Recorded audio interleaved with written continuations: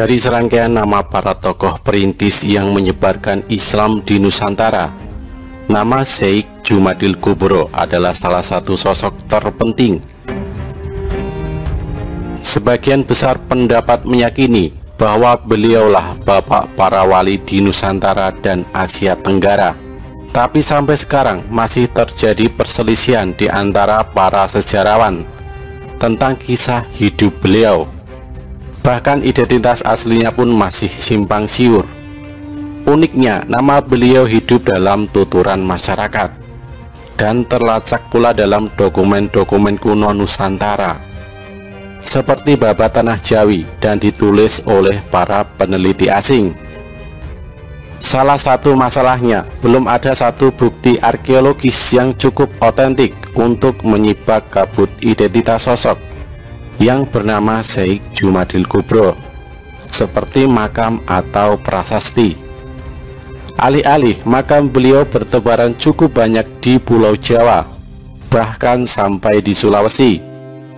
Semua makam-makam ini oleh penduduk setempat diyakini sebagai makam Syekh Jumadil Kubro dan masih tetap disiarai hingga hari ini. Di Semarang, sebuah makam tua yang terletak di antara Tambak dan Terboyo diyakini penduduk sebagai makam Syekh Jumadil Kubro. Demikian juga di Desa Turgo di lereng Gunung Merapi terdapat juga makam yang diyakini sebagai makam Syekh Jumadil Kubro. Dan yang paling terkenal dan dianggap cukup otentik adalah makam di daerah Mojokerto, Jawa Timur.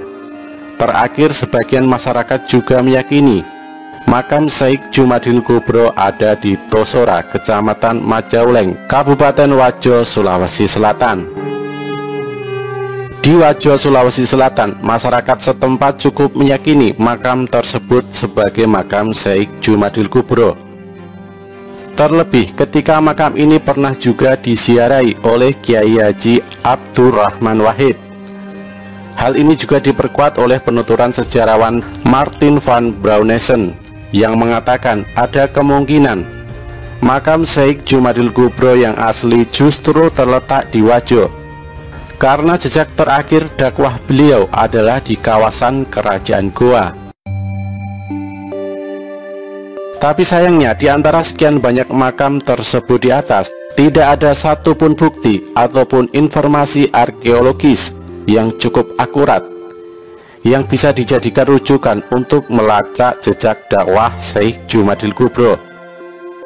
Inilah salah satu hal yang membuat identitas beliau tetap samar.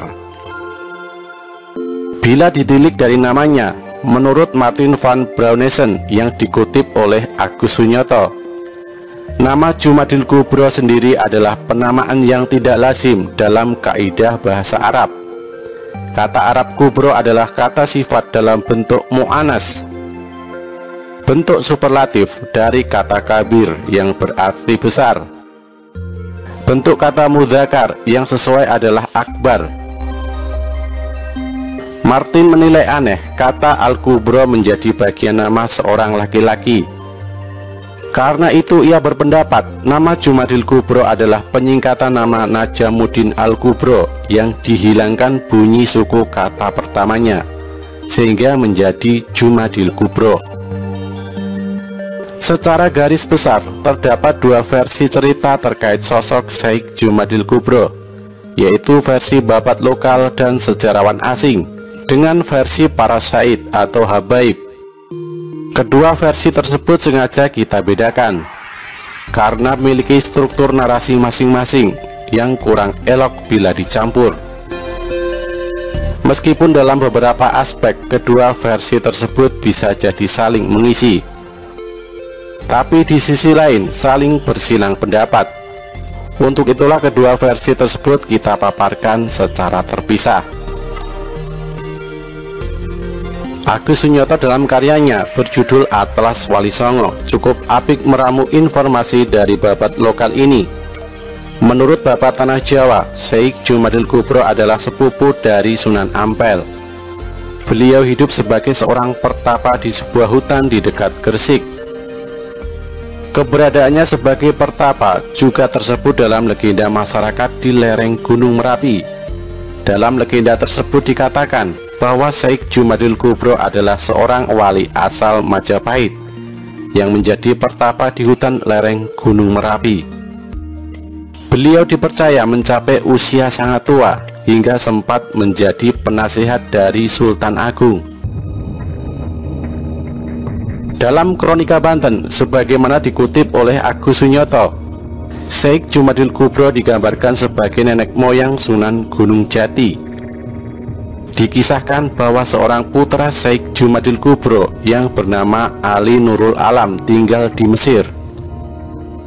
Ali Nurul Alam memiliki putra bernama Syarif Abdullah, yang kemudian memiliki anak bernama Syarif Hidayatullah, atau yang dikenal dengan Sunan Gunung Jati. Sementara itu, menurut Babat Tanah Cirebon, tokoh Syekh Jumadil Kubro dianggap sebagai leluhur Sunan Gunung Jati dan wali-wali lain seperti Sunan Bonang, Sunan Ampel, dan Sunan Kalijaga. Hal yang kurang lebih sama juga dituturkan dalam Kronika Gresik, di mana Syekh Jumadil Kubro dikatakan memiliki hubungan darah dengan Sunan Ampel dan tinggal di Gresik. Putra Syekh Jumadil Kubro yang bernama Syekh Maulana Ishaq dikirim ke Blambangan untuk melakukan islamisasi di sana. Sebagaimana diketahui, Syekh Maulana Ishaq sendiri merupakan ayah dari Sunan Giri. Dengan kata lain, Syekh Jumadil Kubro adalah kakek dari Sunan Giri.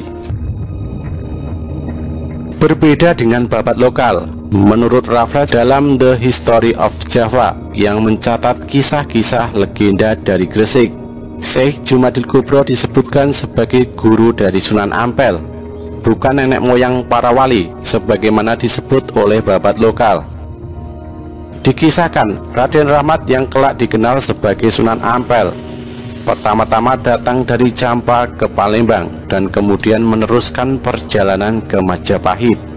Mula-mula Raden Rahmat ke Gresik dan mengunjungi seorang ahli ibadah yang tinggal di Gunung Jali bernama Syekh Maulana Jumadil Kubro. Syekh Maulana Jumadil Kubro kemudian menyatakan bahwa kedatangannya telah diramalkan oleh Nabi Muhammad SAW, bahwa keruntuhan agama kafir telah dekat, dan Raden Rahmat dipilih untuk mendakwahkan agama Islam di pelabuhan timur Pulau Jawa. Jadi berdasarkan babat lokal, bisa dikatakan bahwa Syekh Jumadil Kubro memiliki hubungan darah dengan para wali songo, kecuali Maulana Malik Ibrahim. Menurut Muhammad Sultan Fatoni dalam buku Pintar Islam Nusantara, Syekh Jumadil Kubro menyebarkan Islam di Nusantara setelah wafatnya Maulana Malik Ibrahim pada tahun 882 Hijriah atau 1419 Masehi, dan sebelum Raden Rahmat atau Sunan Ampel yang baru tiba di Jawa beberapa dasawarsa setelahnya. Artinya, menurut versi ini, kiprah dakwah Syekh Jumadil Kubro di Pulau Jawa berlangsung di sekitar paruh pertama pada abad ke-15. Terkait dengan apa yang disampaikan oleh Raffles, sebenarnya tidak mengubah substansi dari tentang identitas Syekh Jumadil Kubro. Sekurang-kurangnya kita bisa memaknai bahwa selain bapak para wali, Syekh Jumadil Kubro merupakan sumber ilmu keislaman di Nusantara. Sebagaimana sejarawan sepakati bahwa dakwah Islam di Nusantara, khususnya yang dibawa para wali, bercorak khas, sangat damai, adaptif dengan kebudayaan setempat, dan kental tradisi tasawuf. Bukan tidak mungkin karena narasi ilmu para pendakwah di Nusantara bersumber dari satu tradisi atau mungkin dari satu orang.